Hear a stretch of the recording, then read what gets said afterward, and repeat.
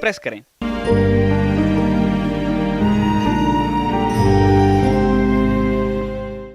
Corona में मैं क्या कर रहा हूँ? क्या करना है भाई जी? लुट पिट के बैठे हैं, एक पैक बनाए हैं अभी। देखो, माइंड मत करना, पर अभी जरूरी है। कोरोना से तो बाद में मरेंगे, अभी तो ये है कि कहीं टेंशन से दिमाग की नस ना फट जाए। पूरे देश में घने हैं मेरे जैसे जिनको हार्ट अटैक आने वाला होगा। पूरी जवानी कई खटेबों में पैर दिए रखा, फिर सब छोड़कर सोचा कि मछली फार्म खोलूं। भाई जी, 1 साल डिस्ट्रिक्ट ऑफिस के चक्कर काटकर गोड्डे गल गए मेरे। कभी कुछ, ये कागज वो कागज, आज मैडम नहीं, आज फलाने सर नहीं है, अब इलेक्शन आ गए। थक हार कर नया काम सोचा।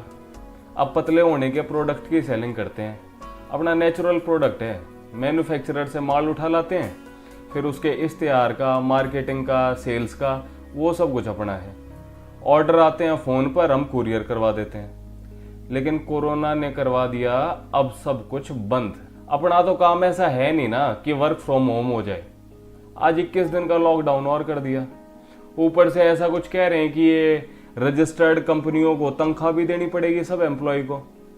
भाई जी, इतने बड़े धन्ना सेठ तो हम है नहीं कि आवड़ा बावड़ा पैसा हो। कुछ कमाते हैं तो कुछ आगे देते हैं। अब कहाँ से दे देंगे सैलरी? कमाई करनी नहीं, और हर महीने का ये 2 लाख का जूत लगेगा अलग। 21 दिन की तो अब कही है, जून तक भी ये हालात रह जाए तो कोई बड़ी बात थोड़ी ना है। मैं तो 7-8 लाख नीचे आ जाऊंगा जी। अब देखो, कुछ हम जैसे छोटे व्यापारियों के लिए भी करा जाए तो, वरना कंपनी को ताला लगाना पड़ेगा। और क्या करें? 3-4 महीने बाद बर्बाद होकर ताला लगाने से बढ़िया है कि अभी लगा दो। कुछ गलत कह रहा हूं तो बताओ। इन नेता की तो जरा सी लगती है, फरमान पास कर देते हैं सीधा। सबसे ज्यादा कौन मरता है? मिडिल क्लास आदमी। कभी कह दे कि नोट बदलवाओ, गरीब के पास तो इतने 1000-2000 के नोट थे नहीं। अंबानी, टाटा, बिरला कोई लाइन में लगा हुआ मैंने देखा नहीं। अपना धंधा ऐसा मंदा हुआ उसके बाद कि क्या बताऊं। थोड़ा संभले थे तो फिर ये जीएसटी का पंगा फंस गया, अब ये कोरोना और लॉकडाउन। ये भाई साहब हैं जो अपने मैन्युफैक्चरर, किलकारी मार के रोने लग रहे थे।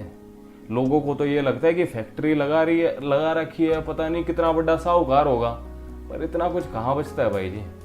अमीर बर्बाद होते हैं तो सरकार वो कर देती है, क्या कहते हैं, एनपीए, मतलब कर्जा माफ।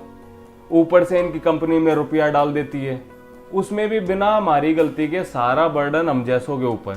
आप खुद देख लो, ये पीएमसी बैंक और यस बैंक में आम लोगों की जो ऐसी तैसी हुई है, और अब ये एलआईसी और एसबीआई का भी डोबा डोब दे तो कोई ताजुब नहीं, जिस हिसाब से चल रहे हैं ये।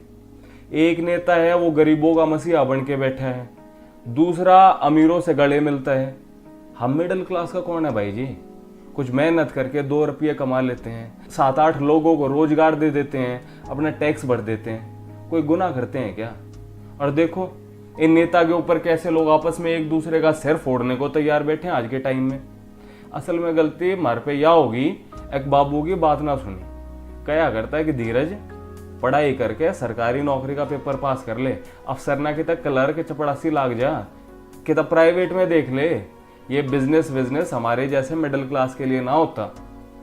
उस टाइम माननी नहीं, अब उसी का भुगत रहे हैं। अपना तो बस राम रखवाड़ा है ना, ये तो राम जी भी हमारा बैरी हो रहे हैं। मार्च के महीने में ओले पड़ रहे हैं, आप जैसे बारिश का एंजॉय लेते हो बालकनी में बैठकर चाय के साथ गर्मा गर्म पकौड़े खाकर। हमारे जैसों के खेतों की वो बिरान माटी हुई है जो ना हो कभी। कल एक भाई से बात हो रही थी, बोला कि भाई इस बार फसल की कटाई ना करवाऊं, कटाई के रुपये भी क्यों खराब करें, खेत में ही बहा देंगे। एक बाल में भी गेहूं का दाना नहीं बचा हुआ।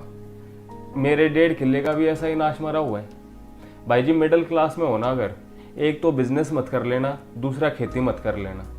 कुछ सांगना है, बेइज्जत होना है बस। अब तो गांधी वाली बात है, अपना चरखा खातो भाई। घर में एक गाय भैंस हो, चक्की हो और ठेका हो अपना गेहूं रखने के लिए। खेत में थोड़ी बहुत अपनी शुद्ध सब्जी उगा लो, शुद्ध सब्जी अनाज उगाओ तो फिर किसी से लेना एक ना देना दो। बहुत ज्यादा रुपया नहीं, पर अपना ठीक ठाक काम चल जाए। फिर जहां जो आग लागती हो लागती रहे, कम से कम आप तो सेफ रहोगे। फिर से वही बात कहता हूँ भाई साहब, एक नेता गरीबों का मसीहा बन बैठा है, दूसरा अमीरों से गले मिलता है। हम मिडिल क्लास का कौन है भाई जी?